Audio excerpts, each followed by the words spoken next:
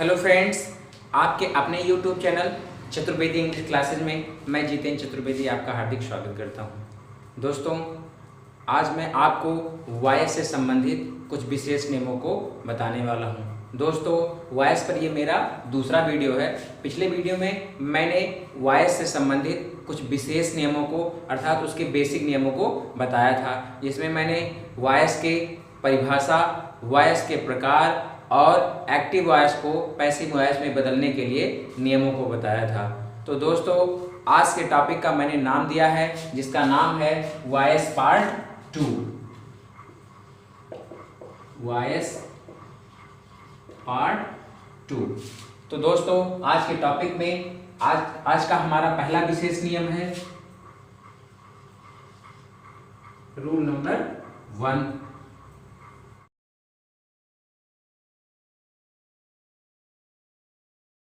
Rule number 1 कहता है कि जब active sentence subject model auxiliary verb plus verb के फर्स्ट फॉर्म और प्लस ऑब्जेक्ट से शुरू होगी तो ऐसी वाक्यों को पैसिव में बदलते समय passive subject plus modal auxiliary verb plus be plus main verb का third form plus by plus passive object लिखा जाता है।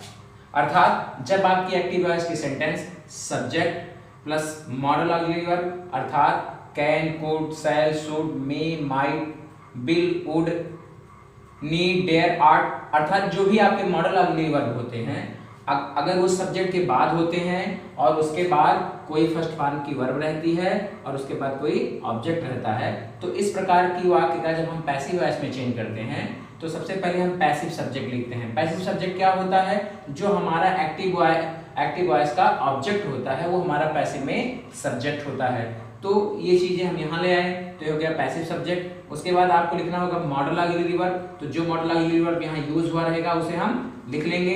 उसके बाद इस मॉडल ऑक्सिलरी वर्ब के बाद बी का यूज करेंगे, उसके बाद मेन वर्ब के थर्ड फॉर्म का यूज करेंगे plus by plus passive object. तो इस रूल को मैं अब आपको एग्जाम्पल के माध्यम से बताऊंगा। जैसे मान लीजिए एक्टिव वॉइस में होता है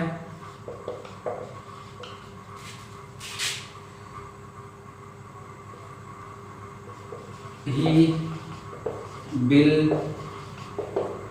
win the मैच। अब ये आपका सब्जेक्ट है, विल आपका मॉडल ऑक्सिलरी वर्ब है, विन आपका मेन वर्ब है और द मैच आपका ऑब्जेक्ट है। ये आपका वर्ब है, ये आपका मॉडल ऑक्सिलरी वर्ब है और ये आपका सब्जेक्ट है। आपका स्ट्रक्चर कैसा हो गया? Subject, model auxiliary verb, verb का फर्स्ट फॉर्म प्लस ऑब्जेक्ट। कुछ इसी तरीके से ये है। अब इसको जब हम पैसिव में बदलेंगे तो सबसे पहले हम लिखेंगे पैसिव सब्जेक्ट। पैसिव सब्जेक्ट क्या होगा? जो हमारा एक्टिव वॉइस का ऑब्जेक्ट होगा। तो ऑब्जेक्ट हमारा द मैच। तो द मैच हम सबसे पहले लिखेंगे, द मैच हो गया। उसके बाद आपको लिखना है model auxiliary verb. Model auxiliary verb क्या है इसमें? विल। तो विल को लिखेंगे हम। उसके बाद क्या लिखना है? उसके बाद बी लिखना है। उसके बाद बी लिखेंगे हम। उसके बाद क्या लिखना है? मेन वर्ब का थर्ड फॉर्म। तो इसमें मेन वर्ब है विन। तो विन का थर्ड फॉर्म विन, ओन। तो हो जाएगा ओन। उसके बाद क्या? उसके बाद फिर हमको लिखना है बाई। हमने लिखा बाई। उसके बाद क्या लिखा जाएगा? Passive object. पैसिव ऑब्जेक्ट क्या होगा? जो हमारा एक्टिव वॉइस का सब्जेक्ट होगा। क्या होता है कि जब कोई प्रोनाउन सब्जेक्ट के स्थान पे यूज हुआ रहता है तो वो सब्जेक्टिव केस में होता है, और यदि उसे हमको ऑब्जेक्ट के स्थान पे यूज करना होता है तो हम सब्जेक्टिव केस को ऑब्जेक्टिव केस में बदलकर यूज करते हैं। तो ही का ऑब्जेक्टिव क्या होगा? हिम होगा। अब क्या हो गया? He will win the match. इसका हमने पैसिव बनाया तो क्या हुआ? The match will be own by him. अब अगले सेंटेंस की तरफ चलते हैं हम। हमारा एक दूसरा सेंटेंस होगा,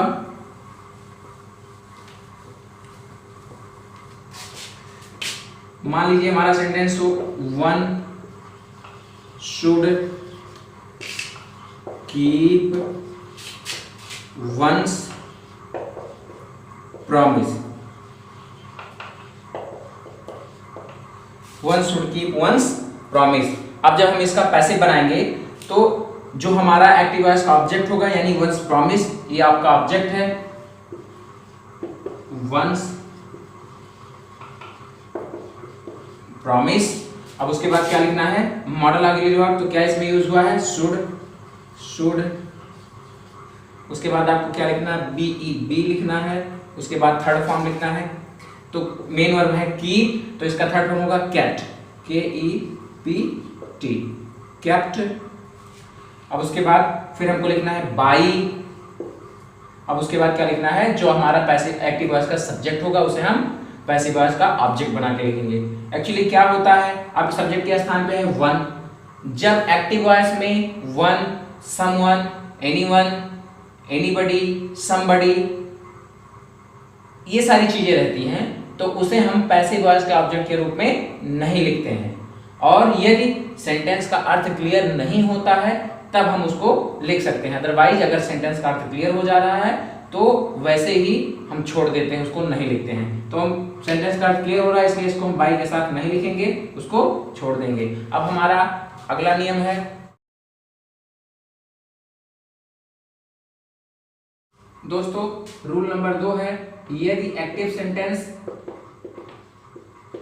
subject model auxiliary verb plus have plus verb के थर्ड फॉर्म और प्लस ऑब्जेक्ट के स्ट्रक्चर पे होती है, तो उसे पैसिव में बदलते समय हम क्या क्या करते हैं, सबसे पहले लिखते हैं पैसिव सब्जेक्ट, उसके बाद लिखते हैं मॉडल ऑक्सिलरी वर्ब, उसके बाद लिखते हैं हम हैव, उसके बाद बीन, उसके बाद मेन वर्ब का थर्ड फॉर्म प्लस बाई और प्लस पैसिव ऑब्जेक्ट। ये हमारा स्ट्रक्चर होगा, ये हमारा एक्टिव वॉइस का होगा और ये हमारा पैसिव वॉइस का होगा। अब इसे हम एक एग्जांपल के माध्यम से समझाते हैं आपको। मान लीजिए एक्टिव वॉइस हो हमारा they would have plucked the mango। अब दे आपका सब्जेक्ट हो गया, वुड हैव आपका मॉडल ऑक्सिलरी वर्ब हो गया, उसके बाद प्लक आपका मेन वर्ब हो गया और द मैंगो आपका ऑब्जेक्ट हो गया। अब इसे हम पैसिव में बदलेंगे, तो सबसे पहले हमें लिखना होगा पैसिव सब्जेक्ट। पैसिव सब्जेक्ट क्या होगा, जो हमारा एक्टिव वॉइस का ऑब्जेक्ट होगा, तो द मैंगो ये हमारा पैसिव है, द मैंगो। उसके बाद लिखना है मॉडल ऑक्सिलरी वर्ब यानी कि वुड हैव, वुड, उसके बाद हैव, उसके बाद फिर बीन लिखना है, उसके बाद मेन वर्ब का थर्ड फॉर्म यानी कि प्लग्ड ही लिखना है, उसके बाद बाई लिखना है, उसके बाद क्या लिखना है, जो हमारा एक्टिव वॉइस का सब्जेक्ट होता है उसे पैसिव वॉइस का ऑब्जेक्ट यानी ऑब्जेक्टिव केस में, तो बाई द्याम। ठीक है प्यारे दोस्तों, ये हमारा नियम है। आप कॉपी पेन लेके इन चीज़ों को बड़ी ध्यान से नोट कर लीजिए जिससे आपको इसको समझने में कोई परेशानी ना हो। इसी तरह हम अपने तीसरे नियम की तरफ बढ़ते हैं। हमारा तीसरा नियम होगा,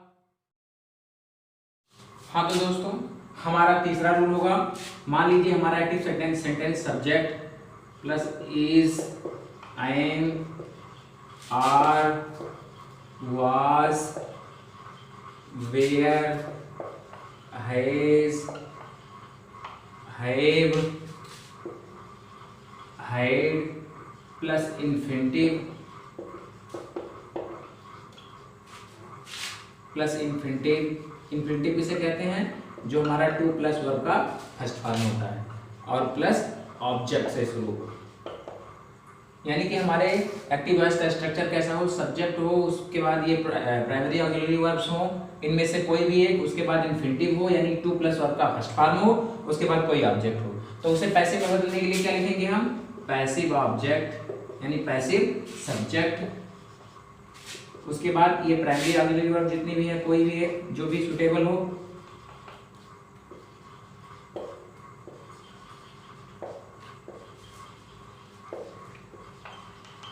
has, have,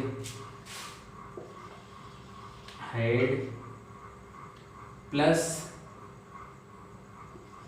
to plus be plus verb का third form plus by plus passive object plus passive object. अब हम एग्जांपल के थ्रू इसको बताते हैं आपको। मान लीजिए एक्टिव वॉइस में आपका होगा I am to was the class, इसका पैसिव बनेगा। अब पैसिव ऑब्जेक्ट लिखना है यानी पैसिव सब्जेक्ट लिखना है, तो पैसिव सब्जेक्ट क्या होगा? जो आपके एक्टिव वॉइस का ऑब्जेक्ट होगा। तो ऑब्जेक्ट क्या है इसमें? देखिए द क्लॉथ्स है, तो द क्लॉथ्स आर, क्योंकि क्लॉथ्स आपका प्लूरल है इसलिए आर यूज हो गया। इज एम आर के साथ में, इज एक वचन यानी सिंगुलर नंबर के साथ, एम केवल आई के साथ, और आर प्लूरल नंबर के साथ। तो the clothes are to be washed, main verb का third form washed by, I का क्या हो जाएगा? मी। आई आपका first person pronoun singular number subjective case है, ये जब ऑब्जेक्ट के रूप में आएगा तो आपके ऑब्जेक्टिव रूप में हो जाएगा। तो यानी आई का ऑब्जेक्टिव केस क्या होता है? मी, यानी कि ये हमारी पैसिव वॉइस हो गई। अब दोस्तों हम अपने चौथे रूल की तरफ चलते हैं। हमारा चौथा रूल होगा,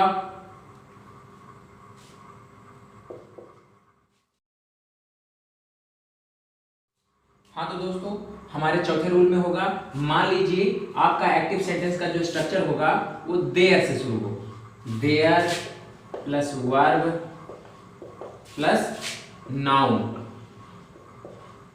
जो एज ए सब्जेक्ट यूज हुआ हो, प्लस इन्फिनिटिव हो आपका, इन्फिनिटिव। अगर ऐसा आपका एक्टिव वॉइस का स्ट्रक्चर होगा तो आपको जब इसका जब पैसिव आप बनाएंगे तो आप कैसे लिखेंगे? There plus verb plus noun plus to plus be plus main verb का थर्ड फॉर्म, ऐसे लिखेंगे। जैसे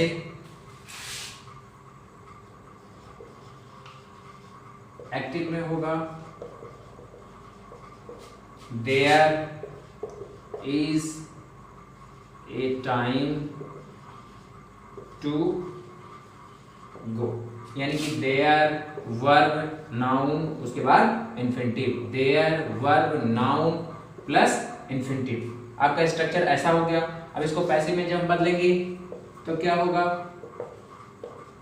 पैसिव में होगा देयर, उसके बाद इज यानी देयर वर्ब, उसके बाद आपका हो गया नाउन, उसके बाद फिर टू, उसके बाद बी, उसके बाद वर्ब का थर्ड फॉर्म यानी कि गॉन। एक एग्जांपल हम और देखते हैं। एक एग्जांपल हम और देखेंगे, there is no money to buy, अर्थात खरीदने के लिए पैसा नहीं है। तो क्या होगा इसका passive? There is no money to be bought, there is no money to be bought. तो इस प्रकार से हमारा एक्टिव से पैसिव में चेंज हो गया। अगर हमारा structure there were plus noun plus infinitive से होता है तो। अब प्रिय दोस्तों, अब हम अपने पांचवें रूल की तरफ चलते हैं। हमारा पांचवा रूल होगा,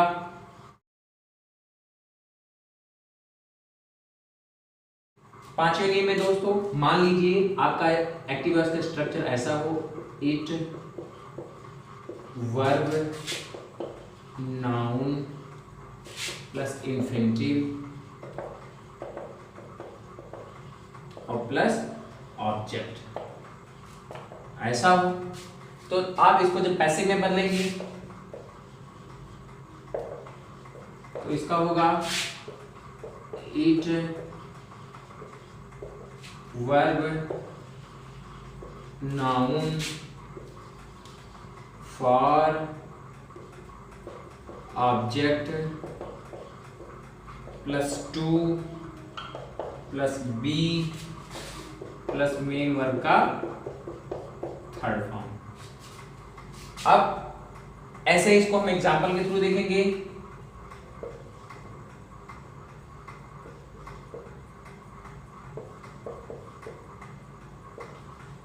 एक्टिव में मान लीजिए इट इज टाइम टू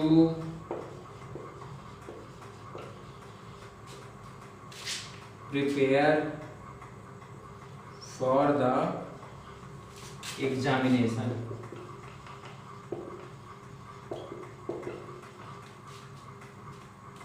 तो पैसिव क्या होगा,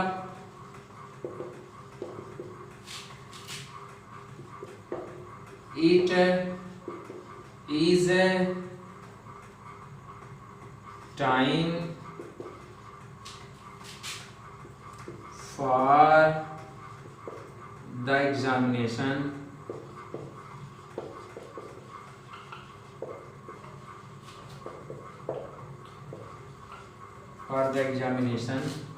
to be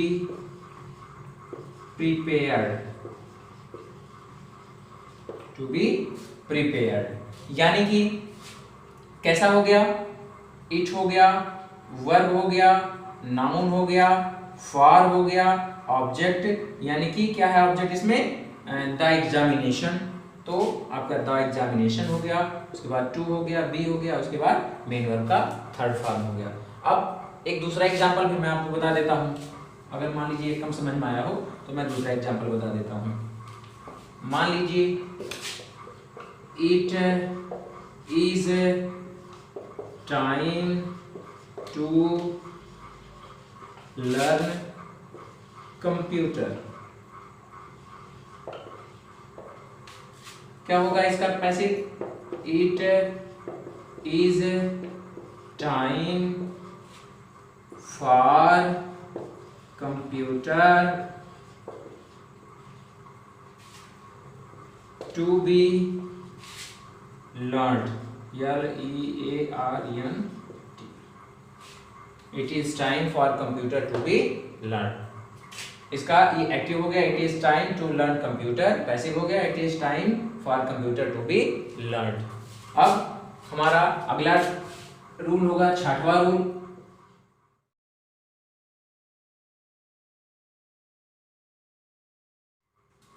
हाँ तो दोस्तों, हमारा छठवां नियम होगा जो कि ये स्पेशल इंपरेटिव सेंटेंस के लिए है।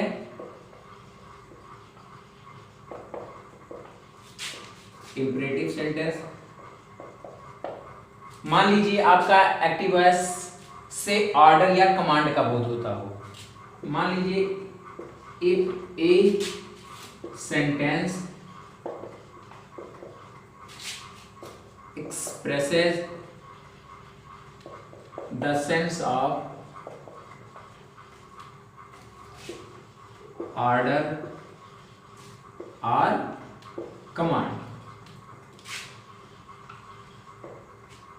जैसे कि एग्जाम्पल में हम देखेंगे, स्विच ऑन द लाइट, या फिर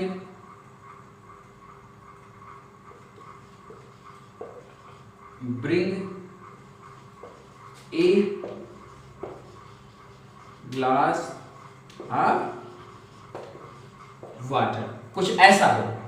तो आप इसका जब पैसिव बनाएंगे तो क्या करेंगे, आप लेट से शुरू करेंगे, किससे, लेट से, उसके बाद ऑब्जेक्ट, उसके बाद बी, उसके बाद मेन वर्ब का थर्ड फॉर्म। तो मान लीजिए इसी काम को पैसे बनाना हो,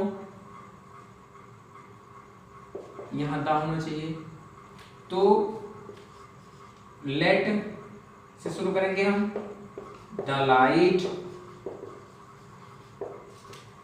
late the light be switched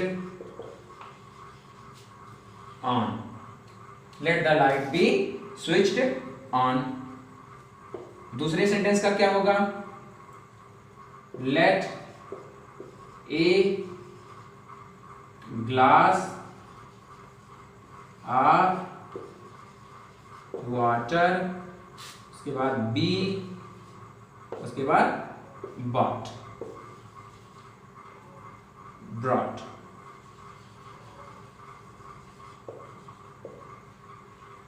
अर्थात यदि कोई इंपेरेटिव सेंटेंस होती है, उससे ऑर्डर या कमांड का एक्सप्रेशन होता है, तो उसे हम लेट से शुरू करते हैं पैसिव वॉइस में बनाते समय। लेट ऑब्जेक्ट प्लस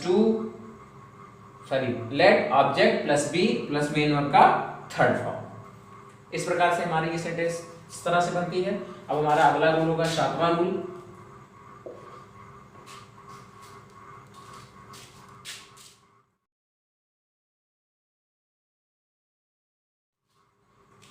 हाँ तो दोस्तों, हमारा 7वां रूल होगा, वो भी इंपेरेटिव सेंटेंस के लिए ही है।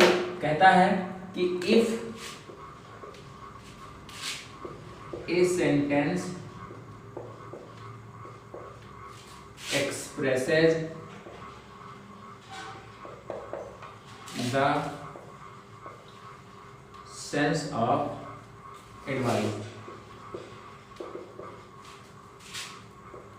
if a sentence expresses the sense of advice, जैसे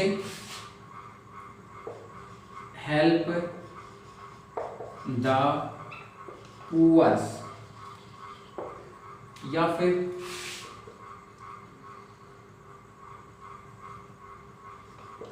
दूसरा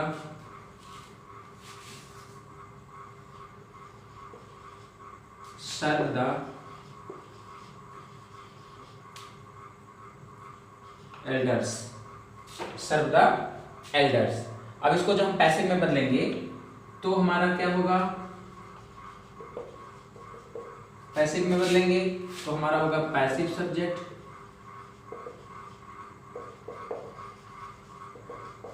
अर्थात जो हमारा एक्टिव का ऑब्जेक्ट होगा वही हमारा पैसिव का सब्जेक्ट होगा। उसके बाद आप शुड लिखेंगे, उसके बाद बी लिखेंगे, उसके बाद मेन वर्ब का थर्ड फॉर्म लिखेंगे। आपका मेन वर्ब सबसे पहले रहेगा, यानी कि जानते हैं आपका इंपेरेटिव सेंटेंस जो होता है हमेशा मेन वर्ब के फर्स्ट फॉर्म से शुरू होता है, उसमें सब्जेक्ट यू हमेशा छिपा होता है। और ऐसे सेंटेंसेस को पैसिव बनाते समय बाई के साथ यू कभी नहीं लिखा जाता है, हमेशा यू छिपा रहता है। अब इसको जब हम पैसिव बनाएंगे तो मान लीजिए इन दोनों सेंटेंसेस का हम बनाते हैं तो हो जाएगा the poors should be helped,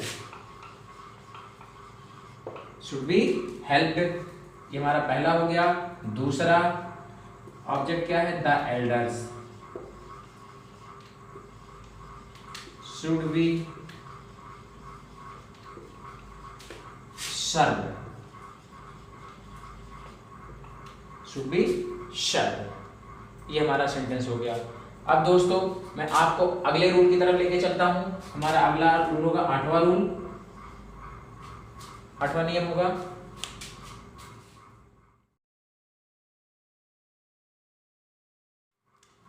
दोस्तों हमारे 8वें रूल में क्या है, मान लीजिए इंपेरेटिव सेंटेंस प्लीज या काइंडली से शुरू होता है, तो आप क्या करेंगे, तो मान लीजिए जैसे प्लीज ये सेंटेंस आपकी है, प्लीज हेल्प मी, या फिर please give me some rupees. अब इससे क्या होता है, जो प्लीज और काइंडली का यूज हो जाता है इंपेरेटिव सेंटेंस में, तो रिक्वेस्ट की सेंस निकलता है। तो किसका सेंस निकलता है? रिक्वेस्ट का सेंस निकलता है। तो जब इसको आप पैसिव में चेंज करते हैं तो आप क्या करेंगे, यू आर रिक्वेस्टेड, उसके बाद टू, उसके बाद प्लीज और काइंडली या फिर जो भी आपका रिक्वेस्टिंग वर्ड्स दिया गया है उसको रिमूव करने के बाद पूरे सेंटेंस को आप लिख सकते हैं, टू के साथ लिख दिया जाता है। तो आप इसको रिमूव कर देंगे तो जो बचा रेस्ट सेंटेंस है, रेस्ट ऑफ सेंटेंस है, उसको आप लिख देते हैं, टू हेल्प मी। ये हो गया। दूसरी सेंटेंस में देख लीजिए, मान लीजिए ये हो गया, you are requested to give some rupee, to give some rupees. इस तरीके से हो गया। अब एक बार फिर से मैं आपको समझा देता हूं। मान लीजिए कोई इंपेरेटिव सेंटेंस प्लीज या काइंडली से स्टार्ट होता है तो उसमें रिक्वेस्ट का सेंस निकलता है, उस सेंटेंस से रिक्वेस्ट का सेंस निकलता है। जैसे प्लीज हेल्प मी, कृपया मेरी सहायता कीजिए, प्लीज गिव मी सम रुपए, मुझे कुछ पैसे दीजिए। तो ये रिक्वेस्ट का सेंस निकल रहा है। तो इसको जब आप पैसिव में बदलते हैं तो आप क्या ऐड करते हैं आगे, यू आर रिक्वेस्टेड टू, आप ऐड करेंगे यू आर रिक्वेस्टेड टू, उसके बाद जो रिक्वेस्टिंग वर्ड है प्लीज या काइंडली उसको रिमूव करेंगे, उसके बाद बाकी बचा हुआ सेंटेंस टू के साथ ऐड कर लिया जाता है। इस तरीके से ये हमारा रूल हो गया। अब हम आपको अपने अगले रूल यानी 9वें रूल की तरफ ले चलते हैं। हमारा 9वां रूल होगा,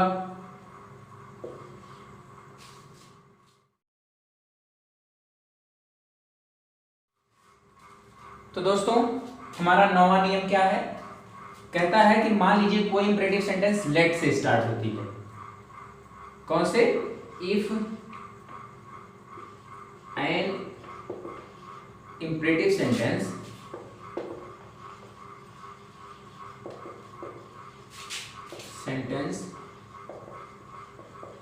starts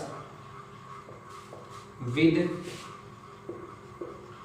let, जैसे let me do this work। तो आप जब इसको पैसिव बनाएंगे, इसका स्ट्रक्चर किस तरीके से होता है, मान लीजिए एक्टिव का, ये एक्टिव ही हो, पहले एक्टिव का स्ट्रक्चर आप जान लीजिए। मान लीजिए let plus indirect object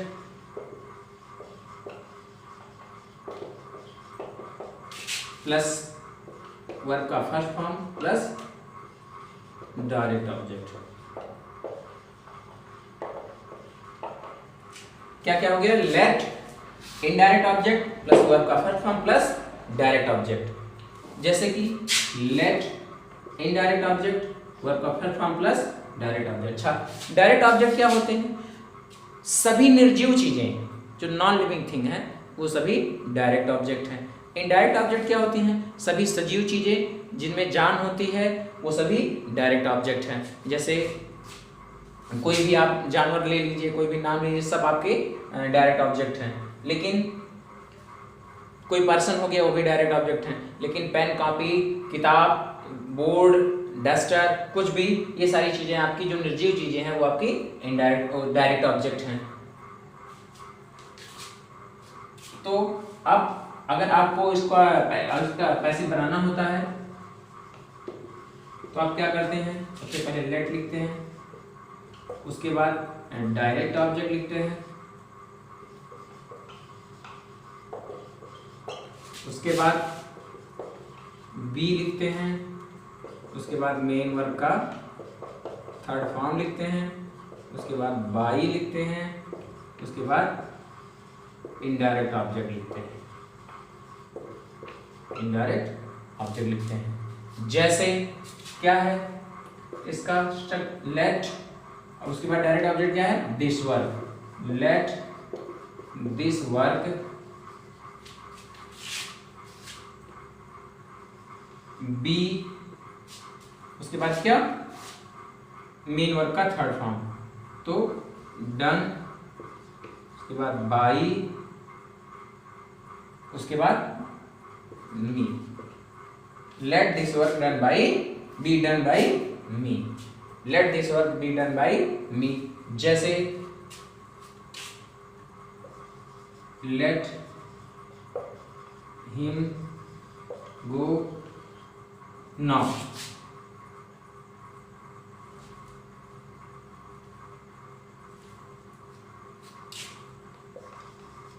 late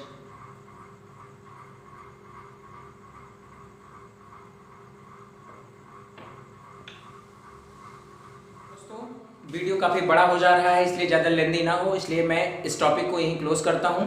अगली वीडियो में अभी हमारा इंटेरोगेटिव बचा है और कुछ डबल क्लास वाले एक्टिव सेंटेंस को पैसिव सेंटेंस कैसे बनाया जाता है वो सारी चीज़ें बची हैं। अर्थात कम से कम अभी 8 से 10 रूल, स्पेशल रूल ऐसे हैं जो बचे हुए हैं, उसको मैं वायर्स पार्ट 3 करके एक वीडियो बनाऊंगा जिसमें मैं आपको क्लियरली बताऊंगा। तो आज का टॉपिक बस यहीं तक, इसके बाद अगले टॉपिक में मिलेंगे, तब तक के लिए थैंक यू।